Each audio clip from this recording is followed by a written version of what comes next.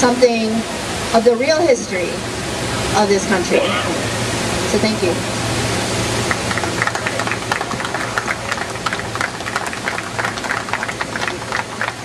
I just wanted to thank everyone for being here today again. My name is Sakara Dunlap. Khatsu Khatwasap, Chakna Khatsati, Gana Hadi Yadi Ayakhat, Singet, Irish, Scottish Ayakhat, Ta'ak Kwan Ayakhat. My Singet name is Khats. I am a child of the Gunnakhudi clan from the Taku area, from Alaska. My father is Tlingit, my mother is Irish and Scottish, and so I'm a mutt. And the song that I would like to share with you all today is actually a song that was written by my friend Paula Nelson. She's a Cherokee woman who lives on the Cherokee Indian Reservation in North Carolina. She's of the Eastern Band of Cherokee. She's a singer, songwriter, native healer, beautiful woman, beautiful soul. And she gave me permission to sing some of her songs, so I'd like to share one of those with you today. This song merits an introduction. It's called The Elders' Land Ballad, and she wrote it for all of the elders who were displaced.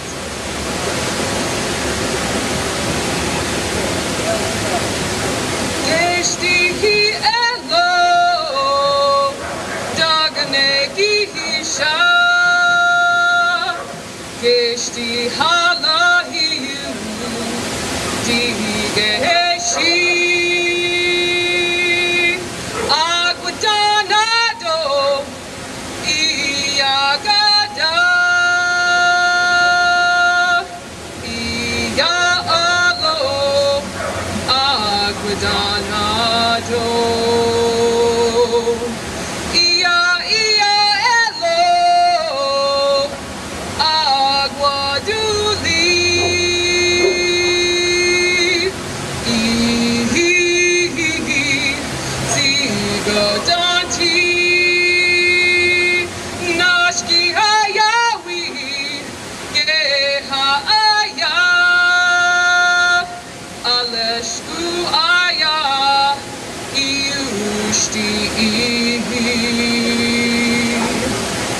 I will not leave this land. No, I will never go. The dirt is my heart. The water is my soul. I am this land, and I want you to see that I am a human, and you are just like me. I don't understand why all your greed. I was always taught, take only what you need. My tears have run dry, and I cannot grieve. But I am still praying that you will find believe. But I am still praying that you will find believe. Get away. This isn't just something that gets done on a special occasion. This is part of everyday life. I'd like to invite my friend December. Hello. One of the original Old Growth Alliancers, old school. And she would like to read a poem. And you're in for a real treat because her poems are really powerful, really beautiful words. Just a reflection of her, so here it goes. Thank you, Tabitha. This poem isn't necessarily meant to cause anger. It's more to incite passion and solidarity and to provoke change. I just want to put that out there first because it has a little bit of an edge. of anger. Get my degree in California. Is that still loud enough? They waste. They waste spirit, they waste land, they waste words, they waste thoughts, they waste the mother, they waste shots. Shots like the only one we had, to stand upon our land knee-deep in the sweetest grass, and look out on the horizon over the waves and the water sheet of glass, reflecting the reflection of our new history, the one in which our mother was torn and we were ripped from her breast, where our lives became lazy and we were forced to work without rest, a reflection of a new world order of improving that which never needed improvement. If you think mother needed roads and strip malls, then you don't deserve her gifts. If you can't take care of her, then you need to leave her as she sits. Take your liquid glass reflection back over that horizon, and all her true children will emerge from all they've ever been disguised in. And they'll pray healing prayers and dance healing songs. With this death culture long, it shouldn't take long. As you see, I don't know who Manifest was, but he's not me, and I'm glad, because he had one fucked up destiny. Thank you. So sweet.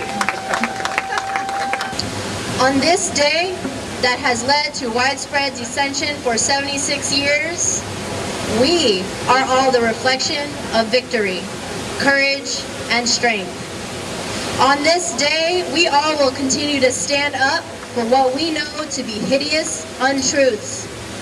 For we all are the epitome, the consequence of survival. On this day, there is no honor for one heinous, weak excuse for a human man whose act of utter invasion, desecration, and total destruction of peaceful peoples living freely should never be a reason to remember. On this day, we cease to impassively accept their historically warped sense of recollection on how one man came to conquer unclaimed lands. On this day, the name of this less than human man they continually choose to mention as if to honor his vigilante serial killer ways, mentality, speaks volumes as to the unrelenting mental state of mind of all human beings who seemingly need something to believe in still on this day. On this day, 518 years ago, the invasion of a monster they named as Columbus and his disciples were no match for our sacred, brave, intrepid peoples. On this day, it is and always will be our responsibility to remember, memorialize, and honor all of our ancestors who fell at the hand of this humanized monster. On this day, the invasion of Columbus Day, we pray for those who stood to bravely face their calling. Thank you, Star. Endeavors. And at 3:45 yesterday, they passed it unanimously that they're going to back us, and it's going to go to the legislature, and it's going to go, hopefully we're going to get, it's one step closer to get a name restoration. So I wanted you to all to know that it's still in the works. There's RestoreNativeNames.org is their website. RestoreNativeNames.org. We always need your prayers. We always need you to be talking about it, because when we start getting the names changed to our sacred sites, it's going to make us whole again. It's going to make us this day much stronger. It's going to make us stronger as a people. It's going to make our elders proud of what we're doing, and it's going to be one sacred place name, and it's going to be another one, it's going to be another one all across the United States. So I wanted to give you guys an update on what we're doing, and you guys have a great day. Go in peace. I love you. Do it.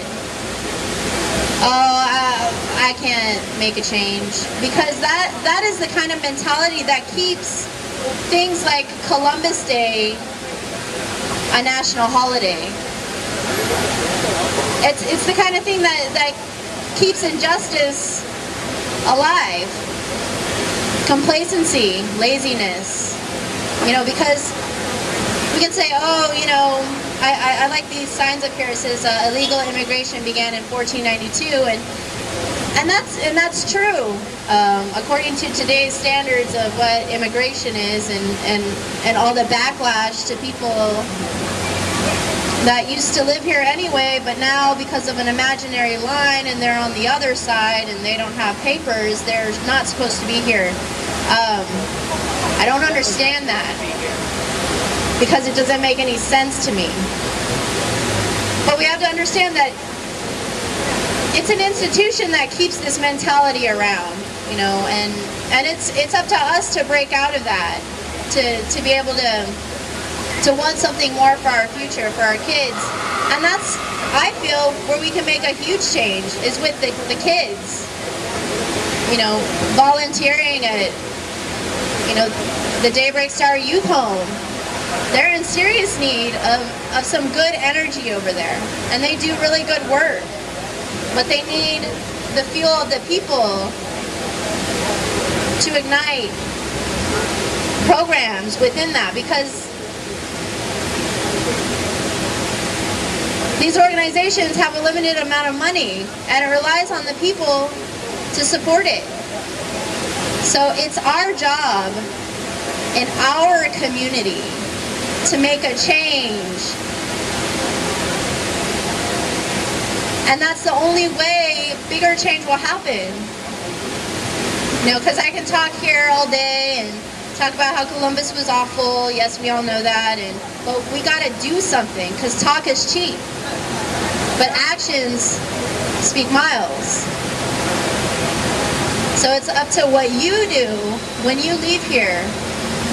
Who you talk to today about this day, you know, the truth of Columbus Day, how you know, not even just Native people, but how people feel about a tyrant being celebrated. There's only 2 holidays in the U.S. calendar that celebrates one person.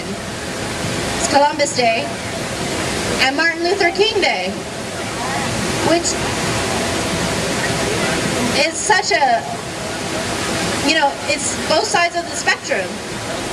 We have Martin Luther King, you know, he wasn't a good citizen because he was a revolutionary. And then we have Columbus, that was, you know, destroyer, murder. But these are the 2 holidays that are dedicated to one person. And so let's think about that mentality of this country, where we want it to go. Do we want to celebrate these 2, you know, polar opposites? Why don't we just celebrate the people of this land? I think it's November is, you know, Native American History Month or something like that, which I think last year was the first year. I don't know, but not many people know about it. So it's up to you to educate, you know, the people around you, to push for schools, if you have kids, to push the schools to teach historically correct history to these children, to include Native history, because as a kid I remember learning about the Trail of Tears and it was in a paragraph this big, and then they talked about how great, you know, Texas was and everything else. It was just such a small piece of what actually happened.